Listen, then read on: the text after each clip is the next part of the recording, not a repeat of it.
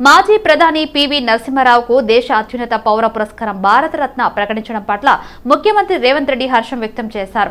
ఆర్థిక సంస్కరణలు తెచ్చి దేశాన్ని అభివృద్ధి పథంలో నడిపించారన్న సీఎం రేవంత్ రెడ్డి అన్నారు. ఆలస్యమైన ఆయనకు భారతరత్న దక్కడం దేశ ప్రజలందరికీ గర్వకారణమని కొనియాడారు. మన ప్రాంత బిడ్డ ఈ దేశ ప్రధానమంత్రిగా ఆర్థిక సంస్కరణలు తీసుకొచ్చి దేశం యొక్క అభివృద్ధిని ప్రపంచ దేశాలతో పోటీ పడే విధంగా తీర్చిదిద్దిన కీర్తిశేషులు పాములపర్తి వెంకట నరసింహారావు గారికి భారత ప్రధానమంత్రిగా ఎనలేని సేవలు అందించిన సందర్భంగా భారతరత్న గౌరవ పురస్కారం వారికి దక్కింది. ఆలస్యమైన వారికి గౌరవం దక్కడం ఈ దేశ ప్రజలందరికీ కూడా గర్వకారణం.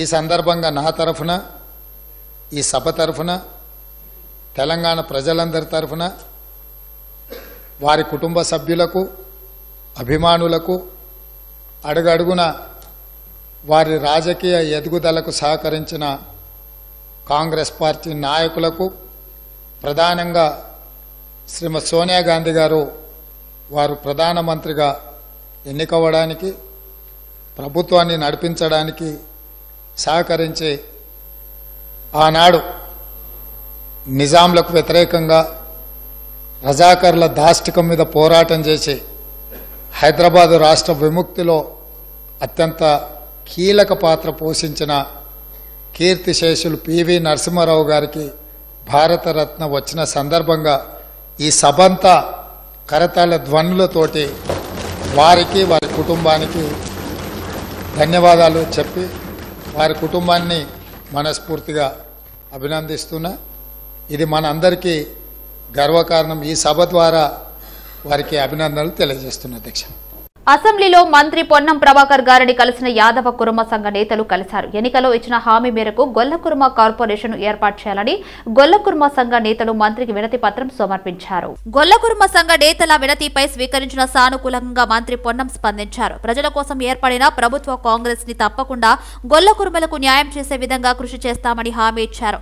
ఈ కార్యక్రమంలో ప్రభుత్వ whip MLA Beerla Ilaiah, Congress party అధికార ప్రతినిధులు చరణ్ కౌశిక్ యాదవ్, గౌరీ సతీష్ లోకేష్ యాదవ్ పాల్గొన్నారు. హైదరాబాద్ కొండాపూర్ సిఆర్ ఫౌండేషన్ లో మహిళా సంక్షేమ కేంద్రం ఆధ్వర్యంలో వృత్తి నైపుణ్య శిక్షణ కార్యక్రమంలో శిక్షణ పొందిన మహిళలకు సర్టిఫికెట్లు పంపిణీ కార్యక్రమం నిర్వహించారు. ఈ కార్యక్రమానికి ముఖ్య అతిథిగా చేసిన మహిళా మరియు శిశు సంక్షేమ శాఖ మంత్రి సీతక్క పాల్గొన్నారు. అనంతరం వృత్తి నైపుణ్య శిక్షణ పొందిన మహిళలకు సర్టిఫికెట్లు అందజేశారు. మహిళలకు ఆర్థికంగా ఎదుగుదల కోసం వృత్తి నైపుణ్య శిక్షణ కార్యక్రమాలు ఏర్పాటు చేయడం ఆనందంగా ఉందన్నారు.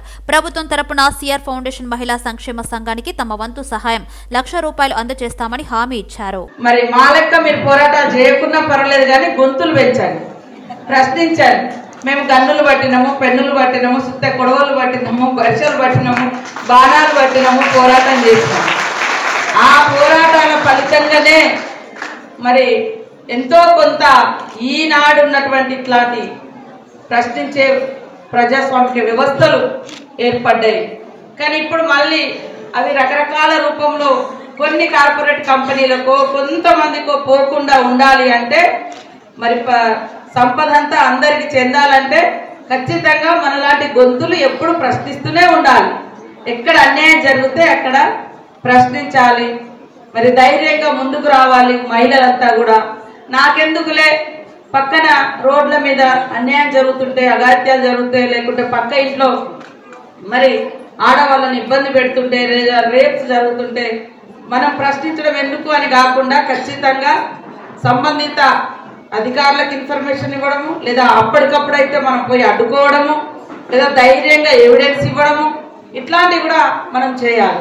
అట్లాంటి కోర్సు కూడా ఖచ్చితంగా, ఎందుకంటే మన పునాదే సిఆర్ గారి పునాది, చంద్రశేఖరరావు గారి పునాది, నారాయణన్న పునాది, అందరి యొక్క పునాది ఉద్యమాల పునాది, ప్రశ్నించే పునాది. కాబట్టి ఈ పునాదులతోటి మనం వీళ్ళందరికీ మీరు ట్రైనింగ్ ఇస్తున్నారు. తెలుగు జాతి ఆణిముత్యం, బహుభాషా కోవిదుడు, ఆర్థిక సంస్కరణలు పితామహుడు మాజీ ప్రధాని పివి నరసింహారావును భారత ప్రభుత్వం దేశ అత్యున్నత పౌర పురస్కారం భారతరత్న ప్రకటించింది. పివితో పాటు మాజీ ప్రధాని చౌదరి చరణ్ సింగ్, హరిత విప్లవ పితామహుడు ఎంఎస్ స్వామినాథన్లకు కూడా భారతరత్న ప్రకటించింది. ఈ నేపథ్యంలోనే శాసన మండలి ఆవరణలో ఎమ్మెల్సీలు వాణిదేవికి శుభాకాంక్షలు తెలిపారు. పివి నరసింహారావుకు భారతరత్న రావడం పట్ల ఎమ్మెల్సీలు హర్షం వ్యక్తం చేశారు. ఈ సందర్భంగా శాసన మండలి ఆవరణలో పివి కుమార్తె ఎమ్మెల్సీ వాణిదేవిని శాల్వతో సత్కరించి ఎమ్మెల్సీలు తదితరులు శుభాకాంక్షలు తెలిపారు. అనంతరం అసెంబ్లీలోని పివి చిత్రపటానికి ఎమ్మెల్సీ వాణిదేవి పలువురు పుష్పాంజలి ఘటించారు. 2014 నుంచి 5750 కిలోమీటర్ల గేజ్ కన్వర్షన్ జరిగిందన్నారు కేంద్ర మంత్రి Kishan Reddy. Railway lines electrification వేగంగా జరుగుతుందన్నారు. రైల్వే శాఖ బడ్జెట్ ను భారీగా పెంచామన్నారు. ప్రపంచంలో ఎక్కడా ఇంత వేగంగా అభివృద్ధి పనులు జరగడం లేదన్నారు. అమృత్ భారత్ కింద రైల్వే స్టేషన్లు అభివృద్ధి పరుస్తున్నట్లు వెల్లడించారు. 9 सालों में 38,650 किलोमीटर्स लेंथ रेलवे लाइन का इलेक्ट्रिफिकेशन हुआ है. भारतीय रेलवे ने 2030 तक आने वाले 6 साल के अंदर नेट जीरो कार्बन एमिटर बनकर का टारगेट किया है. जीरो कार्बन का टारगेट लगाकर 2030 तक पहुंचने के लिए प्रयास कर रही है. इसके अलावा 1309 రైల్వే స్టేషన్స్ కు శాసనసభ మండలికి ఆటోలో వెళ్లిన బీఆర్ఎస్ ఎమ్మెల్యేలు ఎమ్మెల్సీలను అడ్డుకున్నారు పోలీసులు. ఆటో డ్రైవర్లను ప్రభుత్వం ఆదుకోవాలన్నారు హరీష్ రావు. ఆటో డ్రైవర్లకు నెలకు 10,000 రూపాయలు ఇవ్వాలన్నారు హరీష్ రావు. 6.5 లక్షల మంది ఆటో కార్మికులు రోడ్డున పడ్డారన్నారు హరీష్ రావు. మరణించిన డ్రైవర్ల కుటుంబాలకు 10 లక్షల రూపాయల పరిహారం ఇవ్వాలన్నారు హరీష్ రావు. ఆటో డ్రైవర్ల విషయంలో ప్రభుత్వ వైఖరికి నిరసనగా బీఆర్ఎస్ కార్యక్రమం బడ్జెట్ సమావేశాలకు ఆటోల్లో వెళ్లారు బీఆర్ఎస్ ఎమ్మెల్సీలు. పడంచేరు నియోజకవర్గం బొల్లారం మున్సిపాలిటీ పారిశ్రామిక వాడలో బీఆర్ఎస్ నాయకులు కేజీఆర్ ఆనంద్ కృష్ణారెడ్డి పర్యటించారు. అనంతరం జిల్లా కలెక్టర్ని ఆనంద్ కృష్ణారెడ్డిని కలిసి వాడలో గ్యాస్ కోసం ఇబ్బందులు పడుతున్న వారికి సహాయం చేయాలని కోరారు. బతుకు తెరువు కోసం ఉత్తరాది రాష్ట్రాల నుండి చాలా మంది వచ్చి జీవిస్తున్న ప్రాంతంలో వారందరూ కూడా వంట కోసం చిన్న సిలిండర్లను వాడుతుండటంతో అక్కడి స్థానికులు గత 2 రోజులుగా గ్యాస్ దొరకక నానా ఇబ్బందులు పడుతున్నారు. ఈ విషయం తెలుసుకున్న బీఆర్ఎస్ నాయకులు కేజీఆర్ ఆనంద్ కృష్ణారెడ్డి సమస్యను జిల్లా కలెక్టర్ వల్లూరి క్రాంతి దృష్టికి తీసుకొచ్చారు. జిల్లా కలెక్టర్ స్పందించి వెంటనే గ్యాస్ సిలిండర్లు విరివిగా అన్ని విధంగా చూడాలని ఆయన విజ్ఞప్తి చేశారు. జిల్లా కలెక్టర్ గారికి నమస్కారం మేడం. నా పేరు కేజీఆర్ ఆనంద్ కృష్ణారెడ్డి, బొల్లారం మున్సిపాలిటీ టీఆర్ఎస్ నాయకుడిని. ఇక్కడ బొల్లారంలో సుమారుగా 1,00,000 పైన జనాభా ఉన్నారు. ఇతర రాష్ట్రాల నుంచి వచ్చి మినీ ఇండియా అనేది పిలవడం జరుగుతుంది. ఇక్కడ ఏమవుతుందంటే రోజు కూలికి వెళ్తే కానీ డొక్కాడని పరిస్థితి. యూపీ, బీహార్, జార్ఖండ్ చాలామంది వ్యక్తులు ఇక్కడ ఉన్నారు.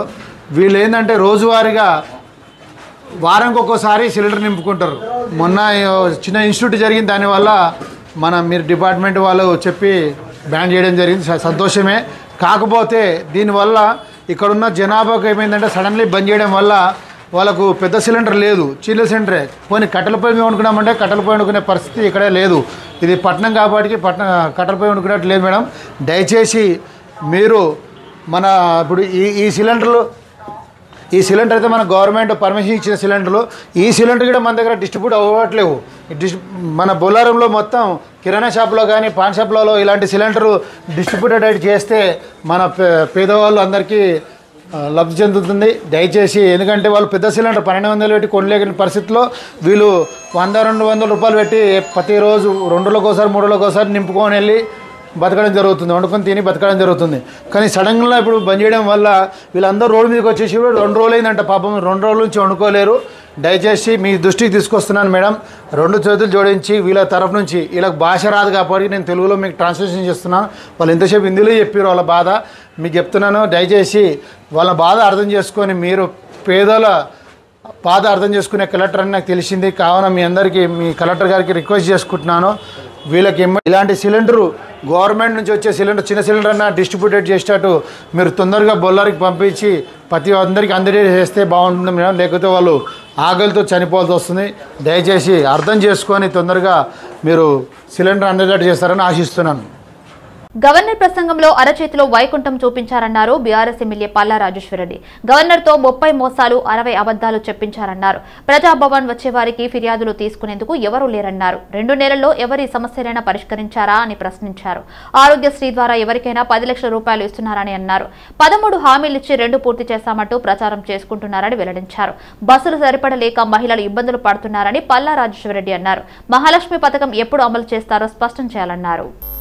గవర్నర్ గారి ప్రసంగం అంటే మొట్టమొదటి ప్రసంగం అంటే అంతకుముందు ఒకటి ఎలక్షన్ తర్వాత అయినా కూడా 5 సంవత్సరాల కోసం ఎన్నిక వచ్చింది కాబట్టి ఆ 5 సంవత్సరాల బడ్జెట్లలో మొదటి బడ్జెట్ కంటే ముందు పెట్టే గవర్నర్ ప్రసంగంలో ఒక స్థూలమైన నిర్దిష్టమైన ప్రణాళికాబద్ధంగా కొన్ని అంశాలు గవర్నర్ ప్రసంగంలో ఉంటాయని చెప్పి మేము భావించినాం అధ్యక్ష. కాంగ్రెస్ పార్టీ ప్రభుత్వంలోకి వచ్చే ముందు ఏదైతే నిర్దిష్టమైన హామీలు కావచ్చు, గ్యారెంటీలు కావచ్చు, రకరకాలు ఇస్తారు కాబట్టి వాటిని ఇందులో పొందుపరిచి దానికి సమయానుకూలంగా ఎప్పుడు ఏం చేస్తారో దానికి కావాల్సిన నిధులు కానీ ఇవన్నీ మెన్షన్ చేస్తారని చెప్పి మేము భావించినాం అధ్యక్ష. కొన్ని పైపైన విషయాలు తడిమిన తప్ప హామీల నిర్దిష్టంగా వాటి గురించి కానీ చెప్పిన బౌద్ధనగర్ డివిజన్లోని GHMC ward office, Balwadi school, Ambarnagar, Lalithanagar community హాల్లో రాష్ట్ర ప్రభుత్వం ప్రవేశపెట్టిన గృహజ్యోతి స్కీమ్ దరఖాస్తుల వెరిఫికేషన్ కార్యక్రమం నిర్వహించారు. ఈ కార్యక్రమంలో స్థానిక డివిజన్ కార్పొరేటర్ కంది శైలజ పాల్గొని తెల్ల రేషన్ కార్డులు ఉన్న ప్రతి ఒక్కరూ ఈ యొక్క అవకాశాన్ని సద్వినియోగం చేసుకోవాలని సూచించారు. బస్సులో మహిళలు ఉచితంగా తిరిగితే మీకేం సమస్య అని మంత్రి సీతక్క ప్రశ్నించారు. మహిళలకు ఉచిత బస్సు కావాలా వద్దా చెప్పండి అని అడిగారు. బస్సులో మహిళలు ఉచితంగా తిరిగితే మీకేం సమస్య అని అన్నారు. భావోద్వేగాలు రెచ్చగొట్టడమే బీఆర్ఎస్ నేతల నైజమని వెల్లడించారు. 10 ఏళ్ల టీఆర్ఎస్ ప్రభుత్వంలో ఆర్టీసీ ఆస్తులను ధ్వంసం చేసి, కుదేలు చేసి, కబ్జాలు చేసి ఆర్టీసీ ఉద్యోగులు ఆత్మహత్య కారణమైన వీళ్ళు ఇవాళ ఆర్టీసీ గురించి మాట్లాడుతున్నారు. అదే కాకుండా పేదవాళ్ళు ఎక్కేది ఆర్టీసీ బస్సులు. అలాంటి బస్సుల రేట్లు పెంచి ఇవాళ ఆడవాళ్ళు బస్సులలో వస్తే తట్టుకోలేకపోతున్నారు. నేను ఒకటే సూటిగా అడుగుతున్నా, ఆర్టీసీ ఫ్రీ బస్ పెట్టొద్దా? ఇవాళ మీరు వ్యవసాయం చేయనటువంటి బీడు భూములకు, లక్షాధికారులకు, కోట్లాది రూపాయలకు వ్యవసాయం పేరుతోటి రైతు బంధు కట్టబెడితే ఏ పేదోళ్ళైనా రోడ్ల మీదకి వచ్చి మీ ఇళ్ళ ముంగర ధర్నా చేసిర్రా? ఈ రోజు ఆటోలను ముందు పెట్టి మీ అధికారం రావాలని ఎప్పుడు మీరు సెంటిమెంట్లను వాడుకొని ఒకరిని ముందు పెడతారు, ఆ తర్వాత మీరు వెనక నుంచి వస్తారు. ఇది మీ నైజం. గతంలో కూడా అగ్గిపుల్లలు దొరకక డ్రామాలు చేస్తే పాపం వేరే పిల్లలు ఆత్మహత్య చేసుకున్నారు. అంటే చేయకూడదా అంటారు. మరి మీరు లక్షల రూపాయలు, కోట్ల రూపాయలు ప్రజల మీద, అందరి మీద పన్నులేసి ఆ వచ్చిన ధనము రైతు బంధుల పేరుతోటి ఏ పేద మహిళకు, ఏ పేదోళ్లకు రూపాయి దక్కలేదు. కానీ మీరు మాత్రము లక్షలు ఎత్తుకున్నప్పుడు ఏ పేదోళ్ళన్న రోడ్ల మీదకి వచ్చి మాకెందుకు ఇవ్వలేదని అడిగిచ్చేటట్టుగా మేము రెచ్చగొట్టినామా? ఇవాళ అక్క చెల్లెళ్ళు అడుగుతున్నారు, నెలకు 5-6 వేలు మాకు మిగులుతున్నాయి ఆర్టీసీ బస్ తోటి. అంటే వీళ్ళు ఎందుకు తట్టుకోలేకపోతున్నారో నేను అడుగుతున్నా. మరి ఎక్కడ ఏం దొరకనట్టుగా అదే మాట్లాడుతున్నారు. మొత్తం వీళ్ళు అన్ని తీసేయండి. కాబట్టి ఆర్టీసీ బస్సులలో మహిళలు ప్రయాణం చేస్తే మీకేం ప్రాబ్లం అది చెప్పండి. సుమారు 30 ఏళ్లుగా విద్యారంగంలో సేవలందిస్తున్న పల్లవి గ్రూప్ కు చెందిన పల్లవి ఇంజనీరింగ్ కాలేజ్ కి యూనివర్సిటీ గ్రాంట్స్ కమిషన్ నుంచి స్వయం ప్రతిపత్తి లభించింది. ఈ సందర్భంగా ప్రెస్ క్లబ్ లో ఏర్పాటు చేసిన సమావేశంలో Pallavi group of institute executive director Naveen Kumar వివరాలు వెల్లడించారు. గత 30 సంవత్సరాలుగా విద్యారంగంలో సేవలు అందిస్తున్న తమ సంస్థకు చెందిన ఇంజనీరింగ్ కాలేజ్కు స్వయం ప్రతిపత్తి హోదా రావడం ఎంతో గర్వంగా ఉందని అన్నారు. విద్యార్థులకు మరింత నాణ్యమైన విద్యను అందించడం లక్ష్యంగా తమ ముందుకు సాగుతున్నామని చెప్పారు. నేను doctor Raju, principal of Pallavi engineering college. ఈరోజు మేము ఈ మీడియా మిత్రులకు ముందుగా శుభాకాంక్షలు తెలియజేస్తున్నాము. ఎందుకంటే మాకు నిన్న 7వ తారీఖు రోజు మా చైర్మన్ గారు అయినటువంటి మల్కా కొమరయ్య గారి లీడర్షిప్లో మా పల్లవి ఇంజనీరింగ్ కాలేజ్కి autonomous status, UGC autonomous status అనేది ఫర్ 10 years గ్రాంట్ చేయడం జరిగింది. ఈ శుభ సందర్భాన్ని మీతో పంచుకోవడానికి ఈరోజు ఇక్కడ మీటింగు జరపడం జరిగింది. అయితే ఈ అటానమస్ స్టేటస్ అనేది విద్యార్థులకు కానీ, అటు ఎంప్లాయీస్కి కానీ, ఇటు మేనేజ్మెంట్కి కానీ, స్టూడెంట్స్కి కానీ ఎంతో ఉపయోగకరంగా ఉంటుంది. ఈరోజు అటానమస్ స్టేటస్ పల్లవి ఇంజనీరింగ్ కాలేజ్కి రావడం అనేది శుభ సందర్భం. ఈ సందర్భంగా కాలేజ్ యొక్క ప్రతి ఒక్క అధ్యాపకునికి, ప్రిన్సిపల్కి మరియు అట్లనే మా చైర్మన్ గారికి ప్రత్యేక శుభాకాంక్షలు తెలియజేస్తున్నాను. పల్లవి ఇంజనీరింగ్ కాలేజ్ అటానమస్ స్టాటస్ అనేది 10 సంవత్సరాల వ్యవధి కోసం మాకు ఇవ్వడం జరిగింది. యూజీసీ నుంచి ఇది గ్రాంట్ అయింది. ఆటోనామస్ యొక్క ముఖ్య ఉద్దేశం అడ్వాంటేజ్ ఏంటి అంటే పిల్లల యొక్క భవిష్యత్తు చాలా మెరుగ్గా ఉంటుంది. వాళ్ళకు క్యాంపస్ ప్లేస్మెంట్స్ అనేటివి చాలా ఎక్కువగా వస్తాయి.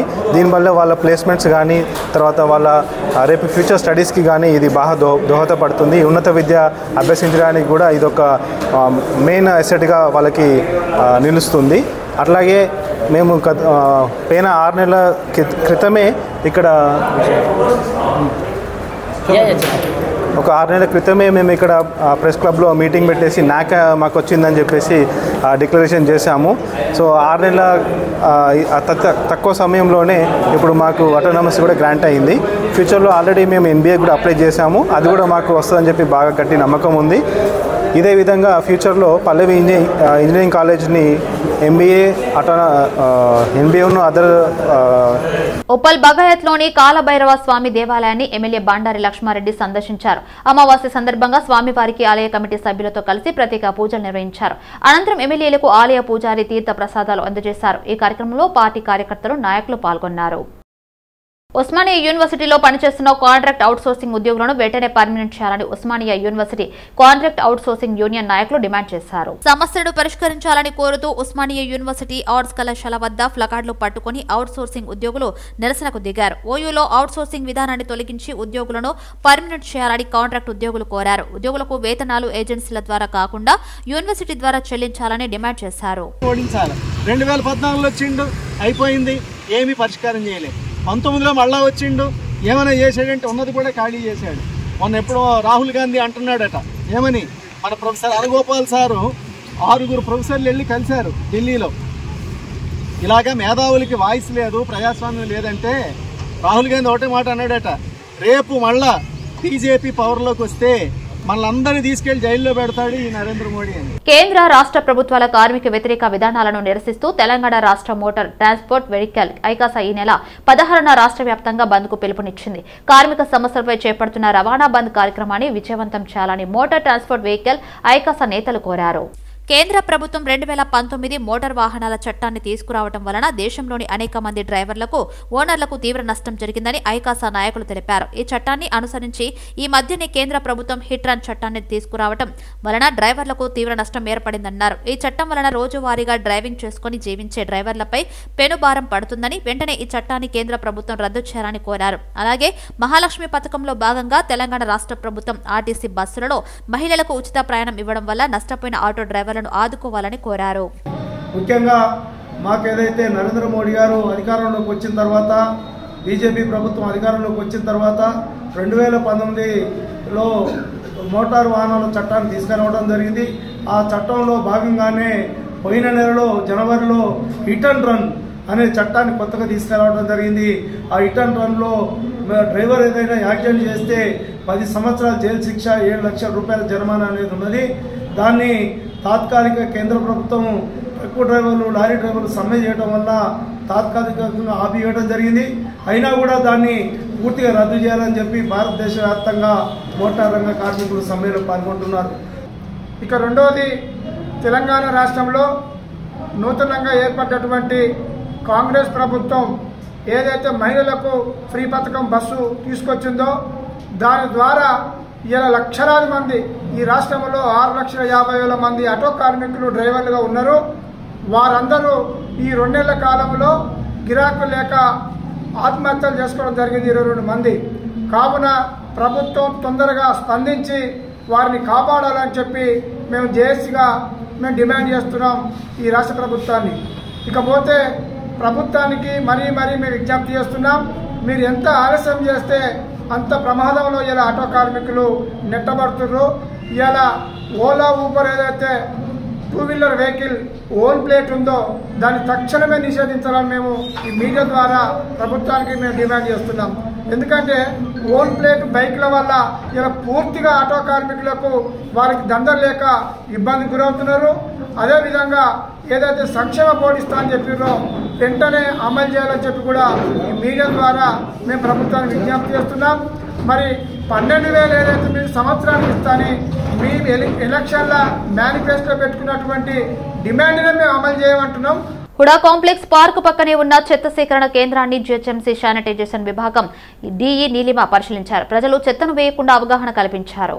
హుడా కాంప్లెక్స్ పార్క్ పక్కనే ఉన్న చెత్త సేకరణ కేంద్రాన్ని జీహెచ్ఎంసీ శానిటైజేషన్ విభాగం DE Neelima, sanitization inspector SFA సిబ్బందితో కలిసి స్థానికంగా ప్రజలు చెత్తను వేయకుండా అవగాహన కల్పించారు. చెత్తను నిర్మూలించేందుకు ఆర్పీని నియమించే చర్యలు తీసుకోమన్నారు. పరిశుభ్రత పాటించాలని జీహెచ్ఎంసీ శానిటైజేషన్ బృందానికి సూచించడం జరిగిందన్నారు. హయత్నగర్ డివిజన్లోని మీదని కాలనీలో కార్పొరేటర్ కల్లెం నవజీవన్ రెడ్డి పర్యటించారు. ఈ సందర్భంగా కాలనీ వాసులు కాలనీలో సీసీ రోడ్ల సదుపాయం లేకపోవడం కాలనీ వాసులకి వాహనదారులకు ఇబ్బందికరంగా మారిందని తెలపడంతో సానుకూలంగా కార్పొరేటర్ స్పందించారు.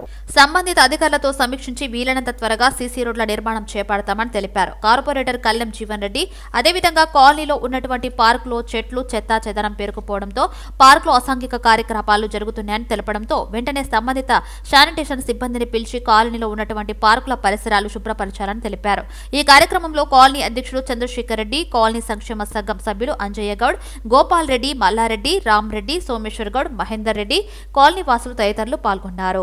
ఓయూలో పెంచిన పీహెచ్డీ ఫీజులను తగ్గించాలని విద్యార్థులు డిమాండ్ చేశారు. ఉస్మానియా యూనివర్సిటీలోని ఆర్ట్స్ కళాశాల వద్ద పీహెచ్డీ విద్యార్థులు ఫీజులు తగ్గించాలని ప్లకార్డులు పట్టుకుని నిరసన వ్యక్తం చేశారు. పీహెచ్డీ విద్యార్థులకు 25,000 రూపాయల ఫెలోషిప్ ఇవ్వాలని డిమాండ్ చేశారు. అలాగే రీసెర్చ్ సెంటర్లో అలర్ట్ చేసిన విద్యార్థులకు ఓయూలోనే సూపర్వైజర్లను కేటాయించాలని అన్నారు. రీసెర్చ్ సెంటర్లను వెంటనే రద్దు చేయాలని డిమాండ్ చేశారు. పీహెచ్డీ ఫీజులు అనేది తగ్గించలేదు.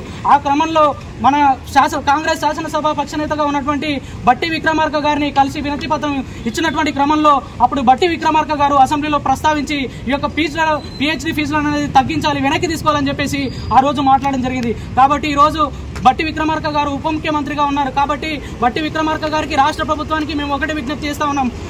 వెంటనే ఈ యొక్క ఏదైతే పిహెచ్డి ఫీజులు ఏదైతే 2,000 నుంచి 20,000, 25,000, 1,25,000గా ఉందో దాన్ని వెంటనే వెనక్కి తీసుకునే విధంగా మీరు రాష్ట్ర ప్రభుత్వంగా స్పందించి యూనివర్సిటీ అధికారులను ఆదేశించి ఈ ఫీజులను వెనక్కి తీసుకునే విధంగా మేము ప్రభుత్వాన్ని విజ్ఞప్తి చేస్తున్నాం. పడంచేరు నియోజకవర్గం అమీన్పూర్ పోలీస్ స్టేషన్ పరిధిలోని బీరంగూడలో గొలుసు దొంగలు రెచ్చిపోయారు. బైక్ పై వచ్చిన దుండగులు రోడ్డుపై వెళ్తున్న మహిళ మెడలో గొలుసు లాక్కెళ్లారు. ద్విచక్ర వాహనంపై వచ్చిన ఇద్దరు గుర్తు తెలియని దుండగులు రోడ్డుపై నడుచుకుంటూ వెళ్తున్న మహిళ మెడలో నుంచి బంగారు గొలుసు లాక్కెళ్లారు. బాధితులు ఇచ్చిన ఫిర్యాదుతో పోలీసులు కేసు నమోదు చేసి దర్యాప్తు చేస్తున్నారు. పోలీసులు సీసీ కెమెరాలో రికార్డైన దృశ్యాలను పరిశీలిస్తున్నారు.